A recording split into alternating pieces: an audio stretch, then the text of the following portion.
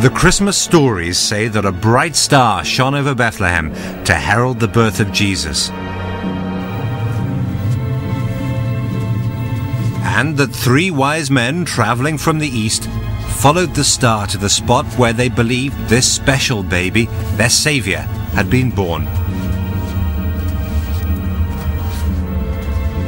I was surprised to find out that even church people thought a special star over Bethlehem was about as realistic as Rudolph pulling Santa's sleigh. But now, it's not so easy to dismiss the star. Ironically, the challenge is coming from science. On the face of it, there's no place in the rational, modern, scientific world for a proposition like the Star of Bethlehem. But now some of the scientists aren't so sure.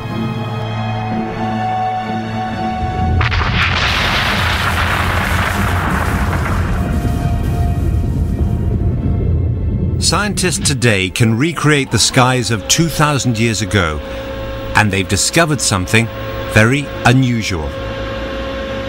It hasn't been found before because people were looking for astronomical events like comets or exploding stars.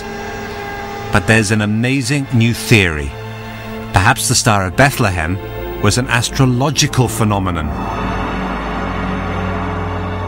Now, many people for decades and hundreds of years indeed have said this is not possible. No Jew was interested in astrology until the Middle Ages. Lo and behold, among the Dead Sea Scrolls we find 2 horoscopes with astrological signs, with astrological ideas. So astrology is certainly there in the time of Jesus. Important men hired astrologers to foretell the birth and death of kings. They did it by tracking the movements of Jupiter, the king of planets, the giant of the solar system.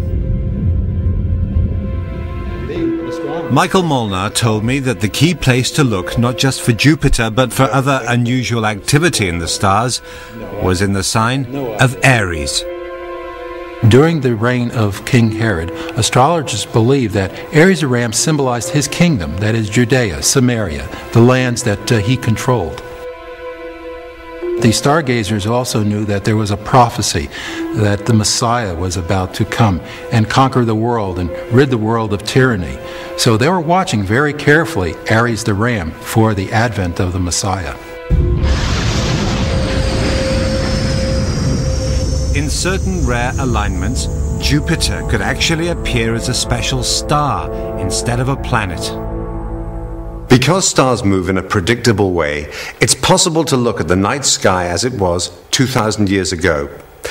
Now, if we look in Aries in 1 AD, the traditional year that Jesus was born, there's nothing unusual. But Jesus wasn't born in 1 AD. Our modern calendar was worked out in the 6th century by a scholarly monk called Denis the Little, who simply added the reigns of the kings together.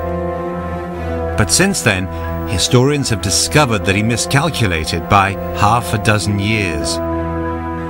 It means that Jesus was actually born 6 years earlier than the history books tell us. And guess what?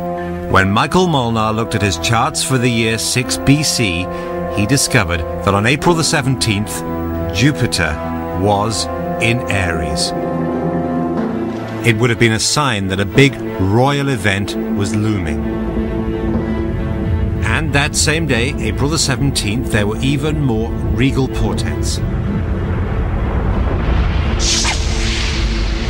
Saturn came into Aries. So did the sun and the moon. Finally, there was a stunning climax. The moon eclipsed and, at dawn, revealed Jupiter.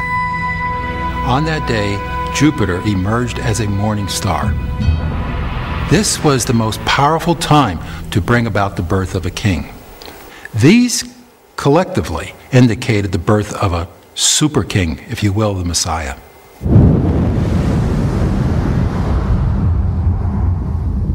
All this escaped modern astronomers, but first century astrologers would have been very impressed.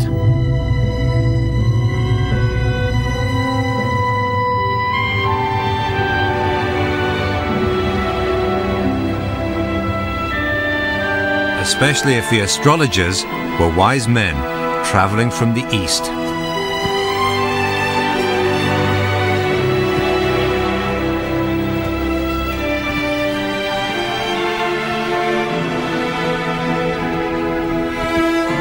East of Judea lay Babylon, the birthplace of astrology, and Persia, where it also flourished.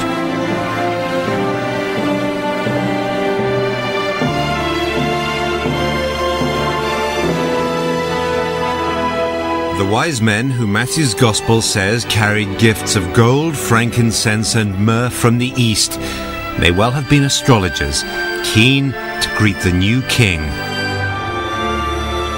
With the help of local guides, they could have made it across the desert to Judea.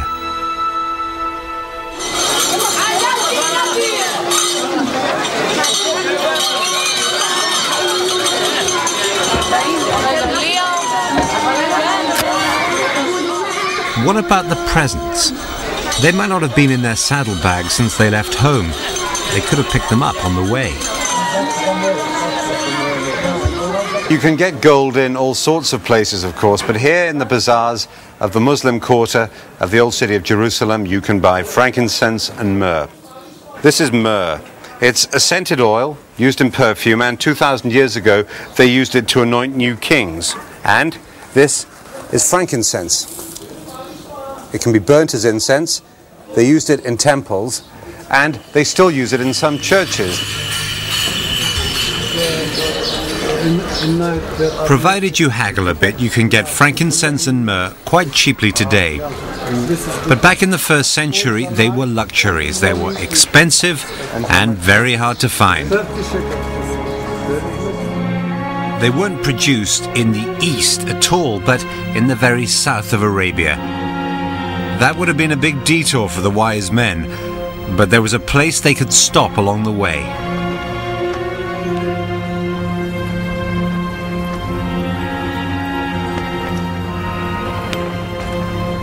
Petra, rose-red city half as old as time, hidden in the southern canyons of modern Jordan.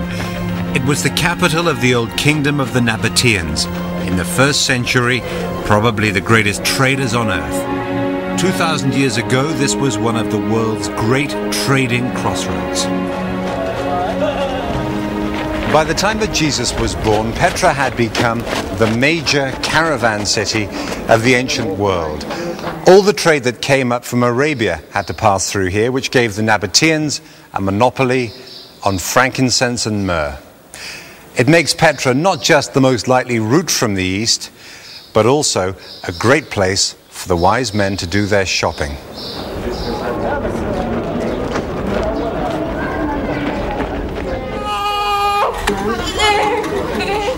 But if the birth of Jesus was heralded, even if only by astrologers,